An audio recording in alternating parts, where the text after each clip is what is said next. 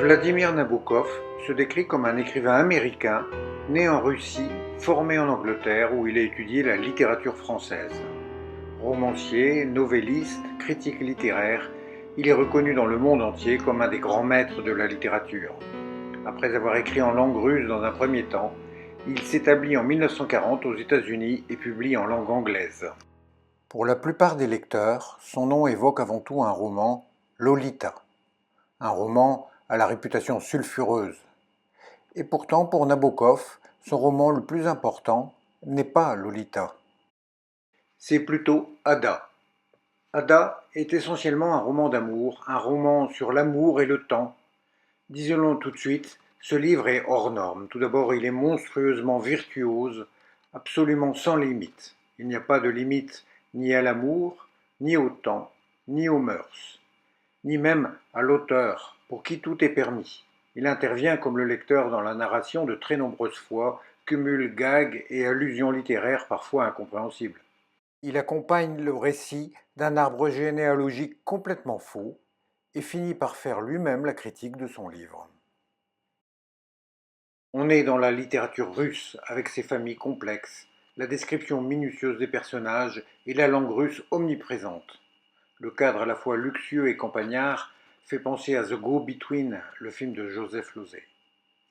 L'action se déroule à la fois dans un monde réel très précis, celui de la très haute bourgeoisie américano-russe, avec tous ses codes, mais les noms des lieux, des pays, des moyens de transport ou même des appareils domestiques sont transformés, donnant au roman un caractère irréel, quasiment de science-fiction. Une ambiance à la Boris Vian. Le temps semble dilaté, imprécis, alors que les années où se déroule le récit sont clairement indiquées et défilent avec précision.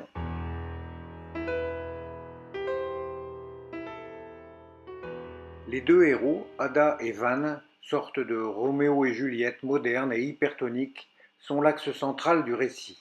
Nous allons les suivre de leur enfance jusqu'à la fin de leur vie, dans une passion amoureuse absolue, intransigeance, pure, qui illumine tout le roman de la première à la dernière page. Cette passion, presque sans tache, est pourtant située dans un cadre aventureux où la perversité est très présente et tout à fait admise. La débauche des parents est ici une sorte de richesse, un atout, et les enfants, à leur tour, y échappent peu.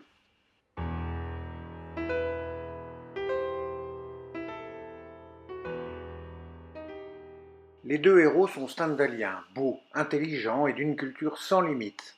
Ils correspondent entre eux par un système de code de plus en plus complexe qui laisse le lecteur un peu pantois. Si ce sont ces deux-là qui portent toute la trame du roman, il y a d'autres personnages magnifiques, comme la petite sœur d'Ada, Lucette, tragique et passionnée, le père de Dan, le fameux démon, ou la mère d'Ada, la belle Marina, actrice sur le retour. Tous très attachants, et étonnamment, on reste tout à fait indulgent pour leur travers. Ce roman est un véritable cours de littérature. Celle-ci, comme toujours chez Nabokov, est un des personnages du roman. Maupassant, Borges et même Proust sont ici convoqués. Pourtant, ce récit charnel et aventureux est à l'opposé de ce que l'on trouve dans la recherche. Cette chronique familiale, avec un style extrêmement maîtrisé et ultra riche qui impressionne, pourrait évoquer Thomas Mann s'il y avait un humour et une volonté de dérision, une invention permanente ou un usage inhabituel des mots. Nabokov, parfaitement trilingue, frime beaucoup. Il s'amuse et sème à chaque instant des références et des allusions littéraires si érudites que rapidement on renonce à en saisir le sens exact, et cela en plusieurs langues, le russe et l'anglais alternent avec le français. Mais il s'amuse aussi avec ses jeux de mots, anagrammes, déformations des noms, des lieux ou des personnages. Ce roman réputé difficile, réservé paraît-il aux élites littéraires, est effectivement massif et de forme déroutante, avec un rythme haché par de longues digressions sur les papillons ou sur le temps. Il semble parfois avoir pour principale fonction de faire enrager le lecteur. C'est vrai.